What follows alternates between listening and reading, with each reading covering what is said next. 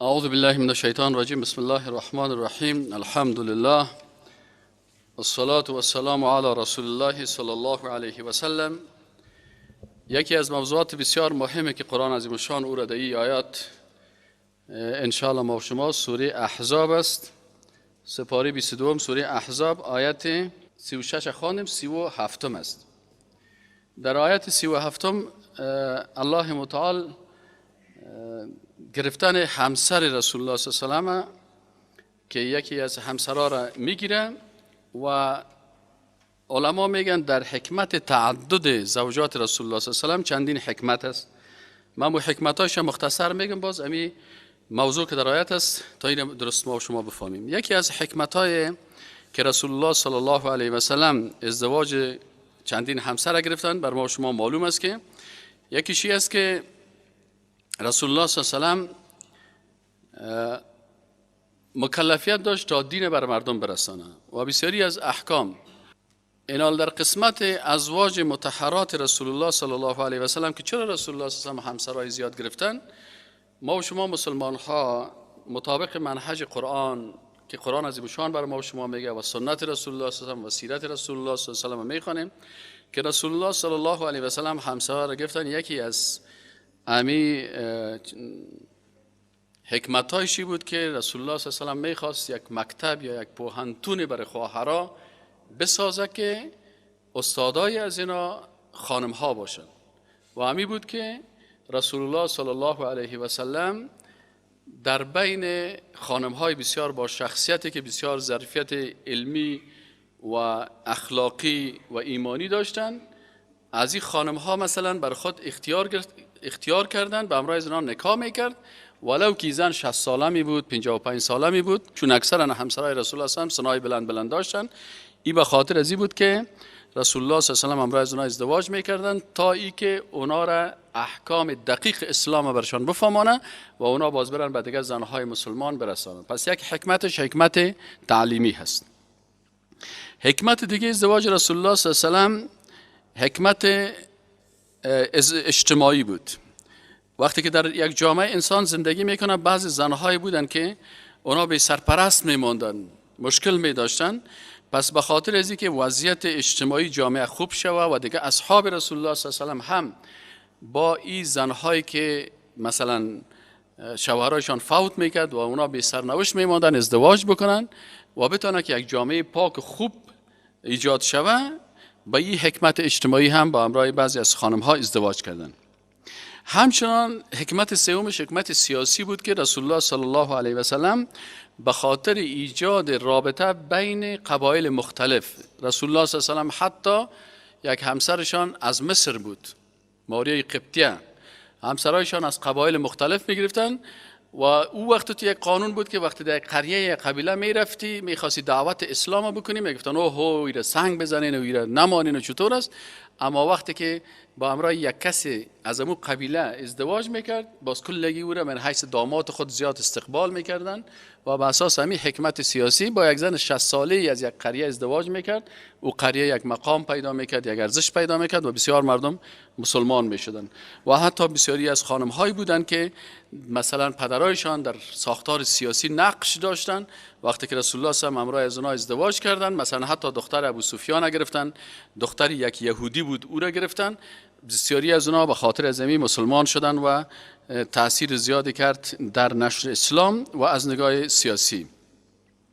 دیگر از مسائل فرهنگی بود که در بسیاری از مردم رواج بود که اونا وقتی که رسول الله صلی الله علیه و سلم میخواست که همون فرهنگ جاهلیت از بین ببره، در بین مردم جاهلیت یک عادت بود که مثلا وقتی که زن 55 ساله میشد یا 50 ساله میشد یا 60 ساله می بود یا مرد 50 ساله و 60 ساله می بود، مردم ازدواج از او را عیب قرار میدادن.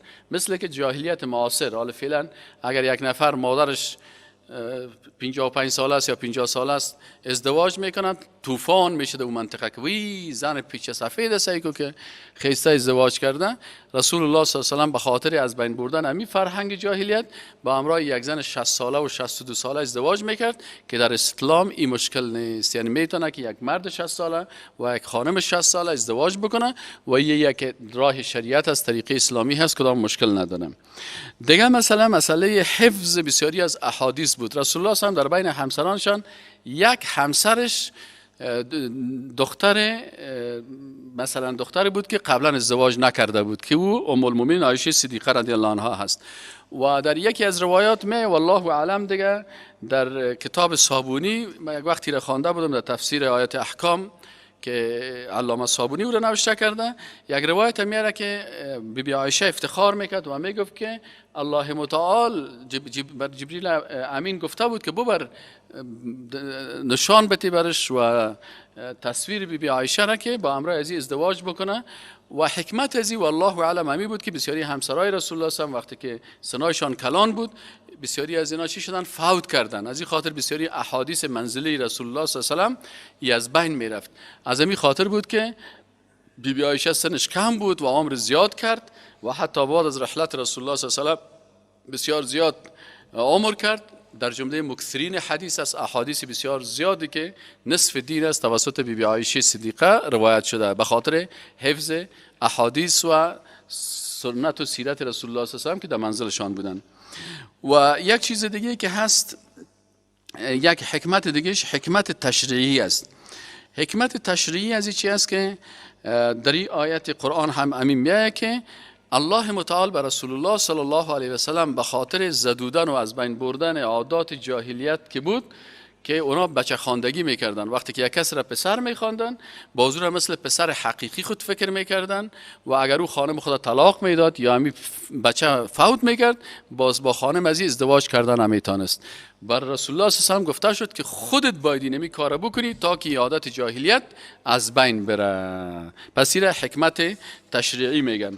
امی آیت شریف امیر بیان میکنه که اعوذ بالله من الشیطان الرجیم بسم الله الرحمن الرحیم و اذ و هنگامی که رسول الله صلی الله علیه و تقول میگی للذی بر کسی که انعم الله علیه انعام نموده است الله بالای ازو و انعمت علیه و تو هم بالاش انعام کردی. این کسی که رسول الله صلی الله علیه و بالاش انعام کرده بود الله هم انعام کرده بود ای زید بن حارثه بود که این مردم در اول زید بن محمد میگفتن.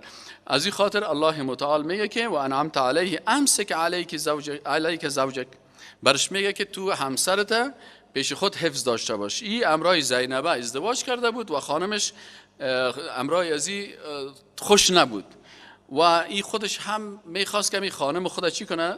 طلاق بده، به خاطر از اینکه رابطه خانوادگیشان خوب مستقر نبود. و رسول الله هم برش گفت که همسرت نگه بدار و اتق الله و بترس از الله و تخفی فی نفسک الله مبدی. رسول الله صلی الله علیه و که تو در نفست مخفی نگه میداری. رسول الله هم چرا مخفی نگه میکرد؟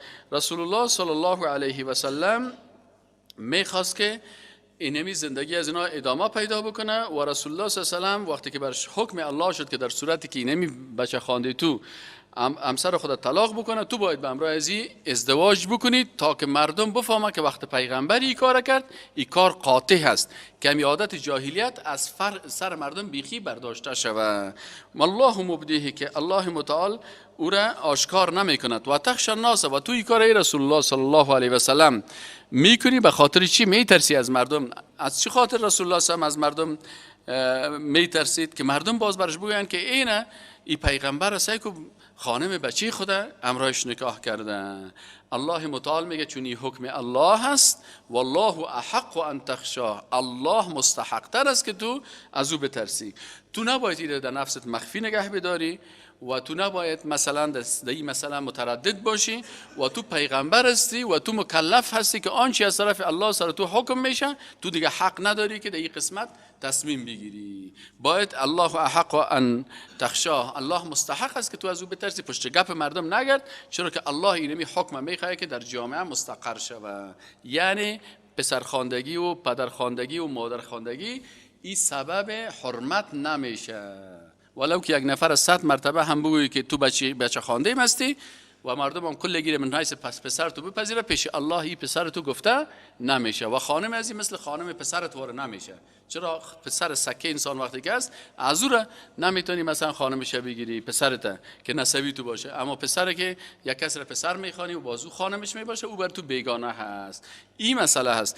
گفت الله متعال مستحق تر است که تو از او بترسی و از گپ های مردم باید خوف و ترس نداشته باشی. الله متعال میگه فلما قضا زید، وقتی که پوره کرد زید، یعنی منها وطرن، از او به حساب امو حاجت خود یا طلاق خود، وقتی که پوره کرد و او برش طلاق داد و گفت که خلاص هستی از من، زوجناکها، ایره رسول الله متعال میگه که زوجناکها. ای مردم، بعضی مردم های منافق وقتی که تبصره میکردن، الله متعال گفت که ما ایره به رسول الله صلی الله علیه و سلم امر کردیم که ای باید چی شود؟ ازدواج بکنه. زوجناکها، زوجنا، الله میگه ما به عظمت خود او را به نکاح تو در آوردیم. ها امی خانم را، امی خانم مطلقه زیده که او را مردم بچه خانده تو میگفتن، لکی لا یکون علی المؤمنین حرج، تا ای که در آینده بر مؤمنان تنگی نباشه، فی ازواج ادعیاهم، در نکاح کردن با خانمهای طلاق شده یا فوت شده پسرخوانده هایشان. اذا قضوا منهن وطرا، وقتی که اونا امو حاجت خود چی کردن؟ پوره کردن، یعنی امرای زنا زندگی کردن، لکن پسان با زنا را طلاق دادن یا فوت کردن. و کان امر الله مفعولا، و هست امر الله شدنی. ما کان علی النبی من حرج، نیست بالای پیغمبر کدام حرجی که فیما فرض الله له، در آنچه که الله بالایش فرض کرده. حال وقتی که شما انتقاد سر پیغمبر میکنین، حق ندارین شما منافقا که انتقاد بکنین. به خاطر چی؟ به خاطر از اینکه سر پیغمبر هیچ چیز نیست وقتی که الله سرش فرض کرد. وقتی که الله گفت که اینمی کارا بکن، پیغمبر میگه آمنا و سلمنا و این کارا میکنه. بنان بالای پیغمبر کدام گناهی نیست در آن چیزی که الله بالایش فرض کرده. سنت الله، این شریعت الله هست، حکم الله است، طریقی الله هست. فی الذین خلو من قبل، در مردم کسانی که قبل از این هم گذشتن. و کان امر الله قدرا مقدورا، و امر الله که است ایچی است مقرر شده به اندازه صحیح است. الذین، آنانی که یبلغون رسالات الله، او کسانی که تبلیغ میکنن رساله های الله را، و یخشونه، و از الله میترسن، ولا یخشون احدا الا الله، مؤمنین حقیقی، پیغمبران، نبیین، صدیقین، شهدا، صالحین، اولیاء الله، اینمی قسم عادتشون است که تبلیغ میکنن رسالت الله را، و یخشونه، و از الله میترسن، ولا یخشون احدا الا الله، اینا از هیچ کسی بغیر از الله نمیترسن. و کفى بالله حسیبا، و کافی است که الله همراه از اینا محاسبه بکنه. ما کان محمد ابا احد من رجال، محمد صلی الله علیه و سلم پدر کدام یکی از شما نیست، نه پدر زید ابن حارثه هست و نه پدر صحابه هست که باز ای چی شوه، باز شما بخیزین و بگوین که چرا امرای خانم عزیز ازدواج کرد. ولکن رسول الله، لکن محمد صلی الله علیه و سلم رسول الله هست و خاتم النبیین، و آخرین پیغمبرها هست. و کان الله بكل شیء علیما، و هست الله متعال به هر چیز بسیار عالم. یا ایها الذین آمنوا، ای مؤمنان، اذکروا الله ذکرا کثیرا، یاد کنین الله را، بخوانین قرآن و سنت ذکرا کثیرا، و یاد کنین الله را با تسبیحات بسیار زیاد، سبحان الله والحمد لله ولا اله الا الله والله اکبر. اذکار مسنونه را بکنین. و سبحوه بکرة و اصیلا، و تسبیح بگوین به الله صبح و شام. هو الذی یصلی علیکم، الله ذاتی است که بالای شما رحمت میفرسته، و ملائکته، و ملائکای الله هم بالای شما رحمت میفرسته. لیخرجکم، تا که شما را خارج کنه، من الظلمات، از تاریکی های جهل و بیمانی و کفر، الی النور، به سوی روشنی و نور هدایت و ایمان و تقوا. و کان بالمؤمنین رحیما، و هست الله متعال بر مؤمنان بسیار مهربان.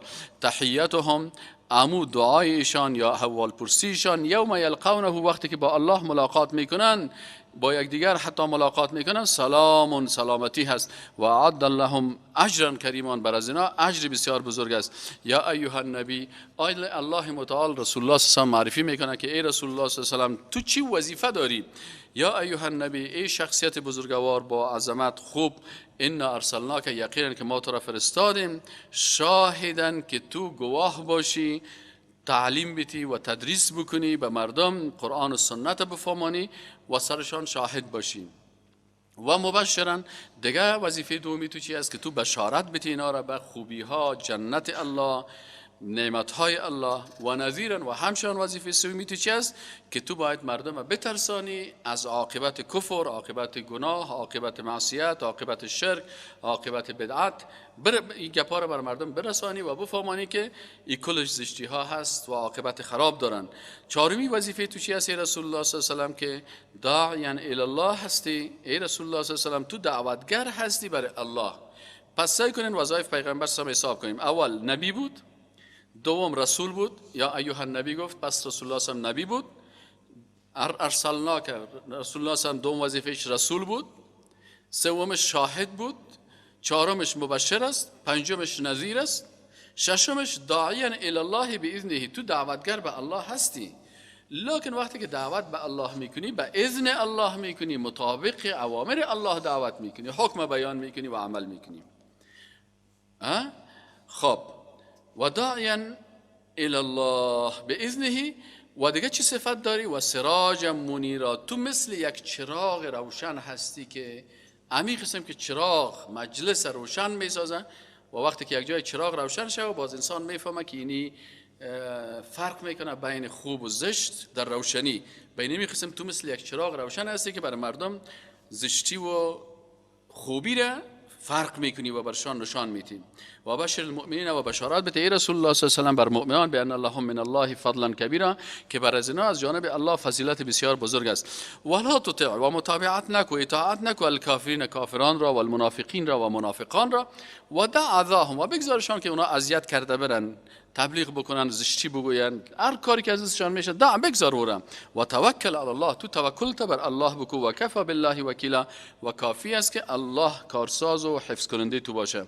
یا ایها الذین آمنوا، و ای مؤمنان، اذا نکحتم المؤمنات، وقتی که شما به نکاح گرفتین خانم های مؤمن را، ثم طلقتموهن، باز شما اونا را طلاق دادین، من قبل ان تمسوهن، پیش از اینکه همراه از اونا خلوت بکنین، فما لكم علیهن من عده، باز سر شما عدت نیست. یعنی خانمی که قبل از خلوت تنها شدن با شوهر مثلا نکاحش کرد، باز نکاح فوراً پیش از اینکه همراه خلوت بکنن اتاق تنهایی با هم بنشینن، بالا از دیگه باز عدت نیست.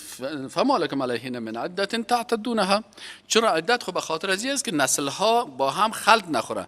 حالی خب همراه از شما نزدیک نشدین و مسح نکردین، اونها را خلوت نکردین، عدت هم نیست. فمتعوهن، پس بر از اینها چی بتین؟ متع بتین که یک لباس خاصی هست. و سرحوهن، و اونا را رخصت بکنین، سراحا جمیلا، وقتی که طلاق دادین باز اینا را رخصتی خوب، امرایشان بد اخلاقی و دشمنی و زشتی نکنین. حالا مسئله دیگه میشه که رسول الله صلی الله علیه و وقتی که ازدواج کرد آیا به اختیار خود این کار کرد و حلال ساخت برای خود این خانم ها را؟ الله متعال میگه نه، این یا ایها النبی، ای شخص با شخصیت و عظمتی نبی الله، اینا احللنا لك ازواجک، اینمی امسران که خود همراهش ازدواج کردی، حلال و حرام مربوط الله می باشه. چرا؟ شارع الله هست، الله را تعیین میکنه. الله میگه ما برات حلال کردیم ازواج که همسران دارن. کسی که سر تو انتقاد میکنه این انتقادش بالای شریعت الله هست، بالای الله هست، این کافر است. چرا که رسول الله هم هیچ کار بدل خود نکردم. انا احللنا لك ازواجک، ما بر تو حلال ساختیم همسرانتون را، التی او همسران که آتیت اجورهن، که برشان امو مهرهایشان ندادی، و همچنان حلال کردیم بر تو ما ملکت یمینو، که آن خانم هایی که ملک یمین تو بود، مثل که پادشاه مصر یا هر کسی که بود، بر ماری قبطیه را بر رسول الله صلی الله علیه و سلم تحفه فرستاد، بناهن مالک یمین هزی شد. ای هم از جانب الله بر تو الله هست، مما افا الله علیک، آنچه که الله متعال به طور غنیمت یا در جنگ ها میگرفتن. دیگه کی بر تو حلال ساختیم؟ و بنات عمک، تو میتونی ازدواج بکنی با دختر عمیت، و بنات عماتک، بنات عمک با دخترای کاکایت، و بنات عماتک، و با دختر کاکایت میتونی ازدواج بکنی، حلال است. و بنات خالک، و دخترای خالت، و بنات خالک، و بنات خالک، و دختران مامایت، و بنات خالاتک، و دخترهای خالهایت، التي او خانم هایی که هاجرن معک هجرت کردن به همراه تو و امرأة مؤمنة یا یک خانم با ایمانی که این وهبت نفسها وقتی که میبخشید نفس خدا للنبی بر رسول الله صلی الله علیه و سلم ان اراد النبی ان یستنکحها اگر خواسته باشه که پیغمبر با همراه از اون نکاح بکنه خالصتا لک من دون المؤمنین. اینی احکام که هست که مثلا تو مثلا 11 یا 13 خانم نکاح کردی یا این دیگر که بود یا مثلا یک خانمی که امرای تو مثلا خدا حبه میکنه این خالص برای تو هست من دون المؤمنین و دیگه مسلمان ها نیست، چرا که برای مسلمان ها چیزایی که حلال هست او در آیات دیگه بیان شده و تشریح شده از در احادیث ذکر شده. قد علمنا ما فرضنا علیهم، چرا که ما الله متعال میگه ما میفهمیم آنچه را که فرض کردیم بالایشان فی ازواجهم در همسرانشان و ما ملکت ایمانهم و یا هم مالک شده دستایشان لکی لا یکون حرج، به خاطر از اینکه کدام حرج و تنگی نباشه. کلگی باید شریعت الله را بفهمه که الله متعال برای پیغمبر چیزهای خاص را حلال کرده، برای امتش چیزهای دیگه را حلال کرده، کلش بیان شده. و کان الله غفور الرحیم و الله بسیار بخشاینده و مهربان است. ترجی من تشاء منهن، وقتی که امید داری یا نگه می‌داری من تشاء هر کسی را که بخوای منهن از ایشان و تؤوی الیک من تشاء و هر کسی را که جای مأوا میتی به سوی خود از ایشان و من ابتغیت و هر کسی را که تو بخوای من از جمله من از کسانی که عزلت جدا ساختی فلا جناح علیک. این مسائل است که رسول الله صلی الله علیه و سلم قسم میگفت که وقتی که انسان همسراش متعدد میباشه در بین از اینا در وقت و در ایجابات تقسیم بندی میکنه. الله متعال میگه وقتی که تقسیم بندی عادلانه را کردی بنان بالای تو هیچ مشکل نیست. ذالک ادنا ان تقر اعینهن، ای تمام عدالتی که ای رسول الله صلی الله علیه و در قسمت از اینا میکنی ای بسیار نزدیک است به ای که اونا چی باشن امی همسران تو چی شون ان تقر اعینهن که امو چشمایشان روشن باشه ولا یحزن و جگرخون نباشن و یرضین بما آتیتهن و ای همسران تو راضی باشن با آنچه که برشان دادی کلهن تمامیشان را. پس رسول الله صلی الله علیه و به همراه تمام از اینا تقسیم عادلانه و اخلاق و روش و همه چیزش عادلانه میکرد. والله یعلم ما فی قلوبکم، الله متعال میدونه آنچه که در قلب های شماست. و کان الله علیما حکیما، و الله متعال بسیار علیم و حلیم. لا یحل لك النساء من بعد، الله متعال قید میگذاره برش میگه که رسول الله صلی الله علیه و بعد از دیگه این خانم ها بر تو دیگه حلال نیستن دیگه خانم بگیری. اینم قدر که الله بر تو اجازه داده فقط همین قدر بر تو کافی هست. ولا ان تبدل بهن، و اجازه بر تو نیست که تبدیل هم بکنی من ازواج از همسران دیگر. ولو اعجبک حسنهن، اگر چی باز تو را خوشت بیاید یا در تعجب پرت از زیباییشان. پس تو پیغمبر هم وقتی که حدود برات تعیین شد اینم قدر بر اجازه بود و بعد از اجازه نیست، تو تسلیم هستی به حکم الله. الا ما ملکت یمینک، مگر فقط استثناء در آنچه هست که مالک یمین تو مالک میشه. و کان الله علی کل شیء رقیبا، و الله متعال بر هر چیز مراقب هستند. آل یک ادب دیگه اسلامی را برای صحابه نشان میداد و بر مسلمانان نشان میدن که در بعضی مسائل اجتماعی باید متوجه باشین. بعضی اوقات بعضی کسا میمانی میرفتن و رسول الله صلی الله علیه و بسیار مثلا پیشش میشیشتن. خب صحابه محبت زیاد داشتن و مجلس رسول الله صلی الله علیه و برشان بسیار ارزش داشت، لکن بعضی اوقات رسول الله صلی الله علیه و چون هم رهبر دولت اسلامی بود هم پیغمبر بود و هم مجالس زیادی داشت، بناهن مهمانا سرش بعضی اوقات بسیار فشار می آوردن. از این خاطر الله متعال یک ادب بیان کرد برشان و گفت که یا ایها الذین آمنوا ای مؤمنان لا تدخلوا بیوت النبی، شما همیشه داخل خانه پیغمبر وقت و ناوقت نشوین الا ان یؤذن لكم الی طعام، مگر ای که خود رسول الله صلی الله علیه و شما را اجازه بده یا دعوت بکنه شما را به کدام طعام غذایی غیر ناظرین اناه. باز وقتی که شما در داخل خانه شدین دیگه بازگه نرین که با چی پخته کرده و ظرفایش چطور است و غذایش چطور است، سر از زیاد جر بحث نکنین. ولکن اذا دعیتم، ولکن وقتی که شما دعوت شدین فادخلوا داخل خانه رسول الله صلی الله علیه و سلم شوین. فاذا طعمتم، وقتی که باز غذا خوردین فانتشروا، با زود منتشر شوین دیگه زیاد نشینین. ولا مستأنسین للحدیث، زیاد سخنگویی و قصه و گپا را شروع نکنین. ان ذالکم، یقینا که اینی کار شما کان یؤذی النبی، ای پیغمبر چی میکرد تکلیف میداد. فیستحی منکم، لکن رسول الله صلی الله علیه و از شما حیا میکرد، شما را چیز نمیگفت. والله لا یستحی من الحق، و الله باک نداره به این الله را مثلا شرم نمیگیره به این که حق بیان بکنه. الله متعال حق دقیق بیان میکنه. و اذا سألتموهن متاعا، و وقتی که شما از همسران رسول الله صلی الله علیه و سلم، اعضای خانواده رسول الله صلی الله علیه و سلم، کدام چیزی را میخواستین، کدام ظرفی را، کدام چیزی را، فاسالوهن من وراء حجاب، شما باید از پشت پرده بخواین. یعنی باید بین شما هم پرده باشه. تو نیست که پرده رو سوپر تو برو راسن کتشان قصه را شروع کن. ذالکم اطهر لقلوبکم و قلوبهن، این بسیار پاک است بر قلب های شما و قلب های از اونا. اینا ببینین بعضی کسا میگن که والا ما حجاب نمیکنیم قلب ما پاک است. الله میگه نه، علامت قلب پاک چی است؟ حجاب است. من وراء حجاب گفت. او خو حجاب داشتن ازواج مطهرات خانواده رسول الله، لکن میگه از پشت پرده حتی در خانه هم باید داخل نشی، از این پشت پرده کت مادرای مؤمنان گپ بزنین. این چی هست؟ میگه این بسیار پاکیزه هست. برای چی؟ لقلوبکم، برای قلب های شما، اصحاب رسول الله و قلوبهن، و به قلب های از اونا. پس هر مسلمان باید اینی آداب مراعات بکنه. و ما کان لکم ان تؤذوا رسول الله، و شایسته نیست برای شما که شما یعنی تکلیف بدین بر رسول الله صلی الله علیه و سلم، و همچنان بر شما اجازه نیست ولا ان تنکحوا ازواجه من بعده ابدا. و اونا خب مادرای شماست، شما باز حق ندارین که نکاح بکنین به همراه همسرای رسول الله هم بعد از رحلت رسول الله صلی الله علیه و ابدا به همراه اونا شما نکاح هم کردن نمیتونین. ان ذالکم، یقینا اینمی کار که است، کان عند الله عظیم، و پیش الله بسیار بزرگ است. ان تبدو شیئا، اگر چیزی را شما آشکار کنین، او تخفوه، یا را مخفی کنین، فان الله کان بكل شیء علیما، الله به هر چیزی بسیار عالم است. لا جناح، گناه نیست، علیهن بر ایشان، فی آبائهن، در قسمت پدرانشان. یعنی اگه پدرانشان بیان بدون پرده داخل خانه میشینن، کتشان قصه میکنن، گپ میزنن، شما سال کنین احکام الله هست. حالا بعضی مردم ها هستن که بسیار بی غیرتی را اختیار کردن، بغیر از نصوص شریعت اسلامی بچه کاکار اجازه میده، بچه مامور اجازه میده، خسربریش مثلا بسیاری کساست که مثلا ای مثلا بچه ورم است و ای بچه فلانی است، یعنی بسیار مختلط شده. ما رواج ما پروا نداریم و ما سطر نمیکنیم، ما قلب ما پاک است.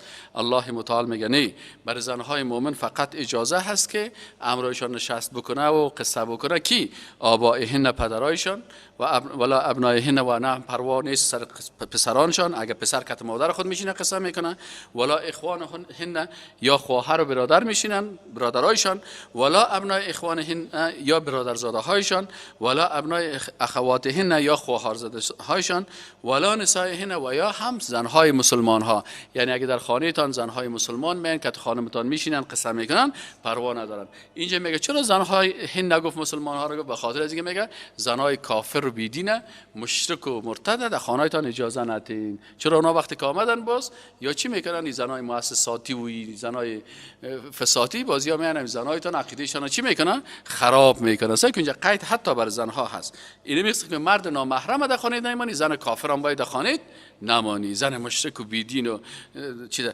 بعضی زنها هست میگن که باش که خارجان تو بیا که من فالت ببینم، در جانش خوب سوتر بگه برگ تو مشرکه که می زنا را چی میکنی در خانه مدر آمدن و باز می آمدن که این خوارجان تو چطور هستی و چنان هستی فلان هستی. یک وقت این در خانه ما همین زنا آمده بودن، یک تعداد زنا بودن، مچه از چخچران بودن، از کجا بودن، باز فال دیده می رفتن.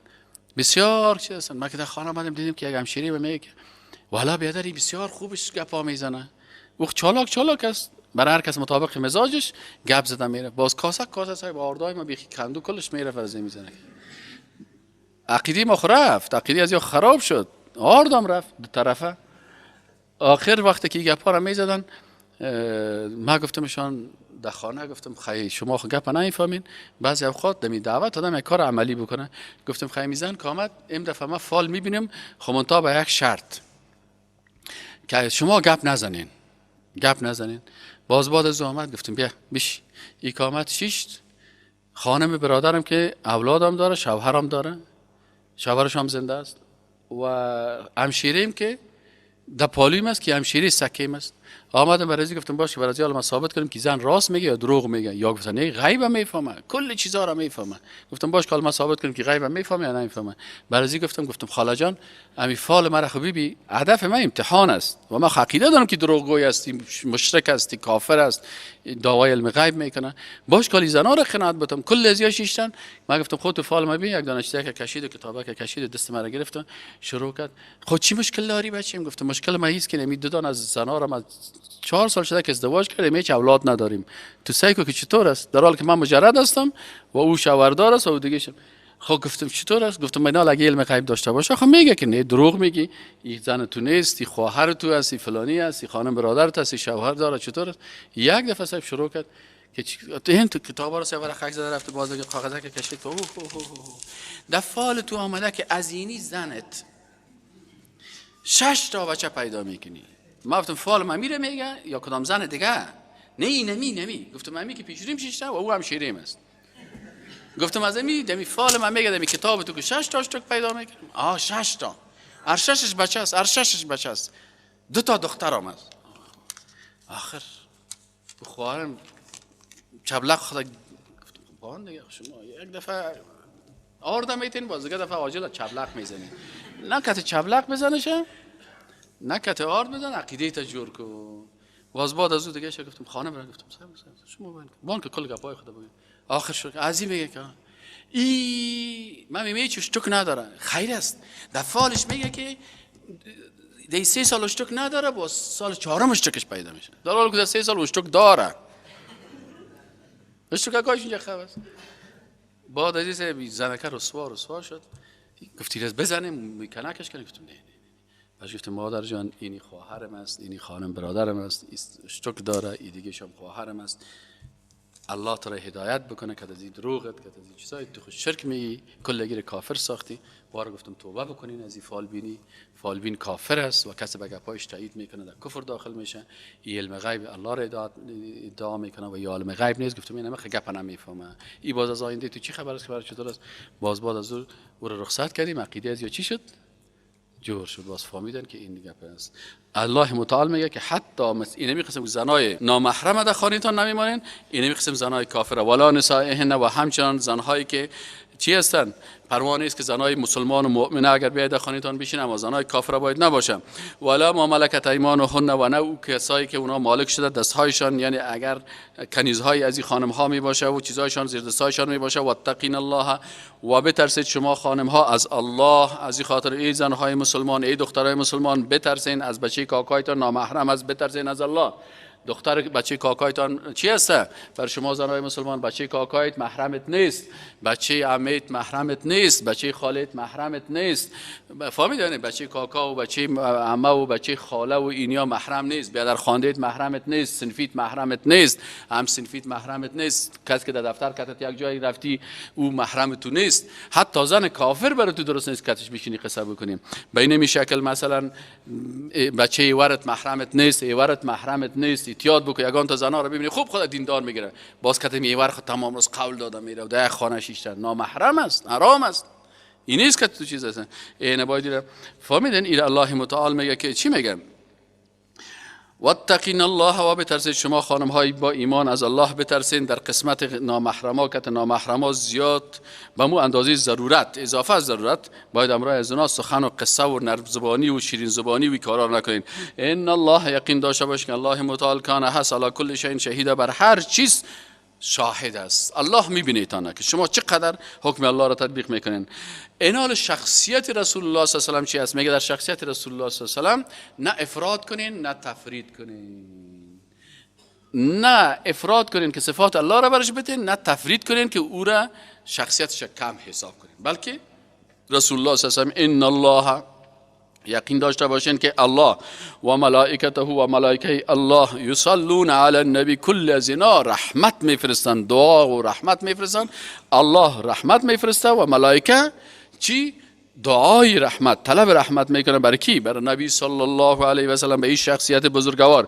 یا ایها الذین آمنوا، ای مؤمنان شما هم چی کنین؟ صلوا، درود بفرستین علیه، بالای رسول الله صلی الله علیه و سلم، و سلموا تسلیما، و سلام بگویید به سلام گفتن. اللهم صل علی محمد و علی آل محمد کما صلیت علی ابراهیم و علی آل ابراهیم انک حمید مجید.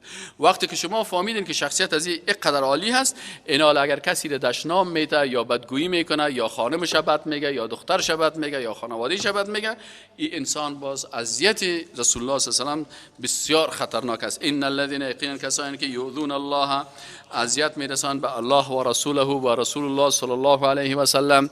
رسول الله چه وقت اذیت میشه؟ که وقتی کسی عضو خانوادگی ازیره، مثلا خانمش بد بگویه، همسرش بد بگویه، پسرش بد بگویه، دخترش بد بگویه، اعضای خانوادهش بد بگویه، اینا را که وقتی که بر اساس هم کس اذیت میرسانه، یا کسی کارتونش جور میکنه، یا کسی کارتونش نشر میکنه، یا کسی در این کارش خوشحال میشه که اذیت شه بر رسول الله صلی الله علیه و آله، الله متعال میگه لعنهم الله فی الدنیا و الاخره. الله این مردم لعنت میکنه هم در دنیا و هم در آخرت. الله جزا برش میده، در دنیا هم برش از رحمت الله ناامید است و در آخرت هم. و اعد لهم عذابا مهینا، و الله متعال میگه آماده کرده برشان عذاب بسیار رسوا کننده و توهین کننده. والذین، و کسانی که یؤذون المؤمنین، بعضی کسان مؤمنا را اذیت میکنن، بدنام میسازن، فیسبوک های دروغ مثل که بنام ما دروغ فیسبوک جور میکنن، دروغ به زبان ما ناقی تهمت میکنن، گپی را که ما نگفتیم سر ما تهمت میکنن. این شما کسایی که بنام صدایی فیسبوک دروغی جور کردین و چیزایی را که ما خبر ندارم نشر کردین، این در آیه قرآن داخل میشین.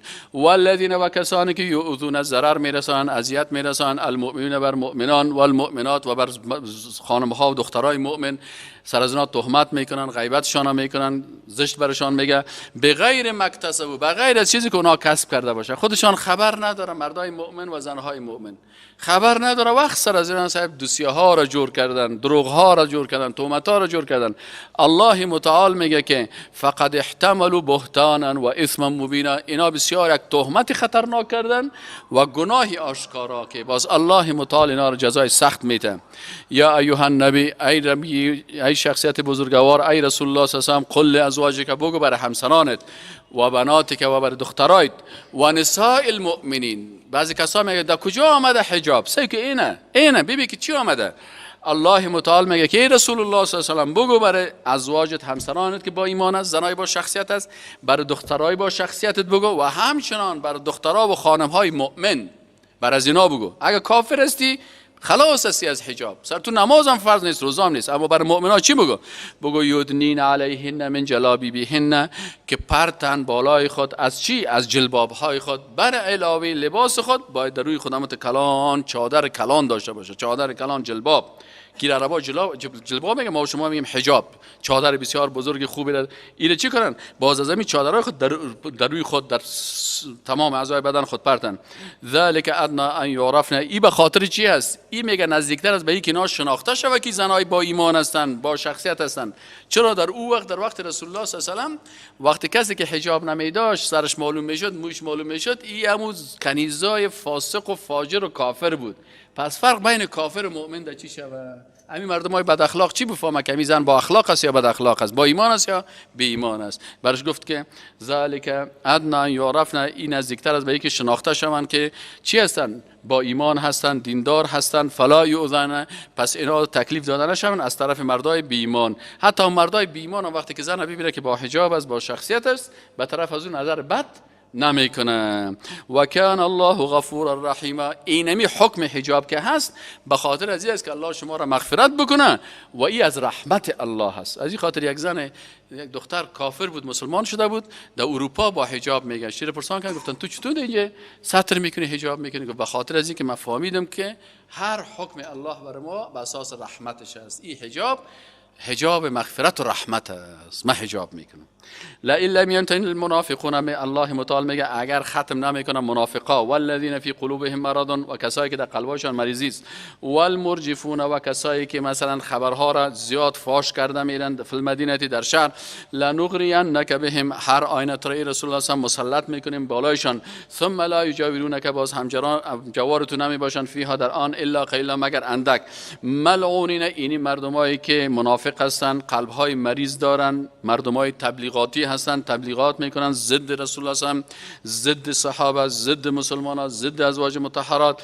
اینی مردم ها که هستن چی صفت دارن؟ میگن ملعونین، لعنت شده. لعنت چرا میگه؟ الطرد عن رحمت الله، از رحمت الله یا رانده شدن. اینما ثقفوا، بعد از اینکه هر جایی گرفته شوند اخذوا، گرفته میشن، و قتلوا، و کشته میشن، تقتیلا، و کشتن. سنت الله فی الذین خلو من قبل، این سنت الله هست که گذشته است از قبل. ولن تجد لسنت الله تبدیلا، و تو نمیافی به سنت الله تبدیلی. سبحانك اللهم و بحمدک، اشهد ان لا اله الا الله و استغفرک و اتوب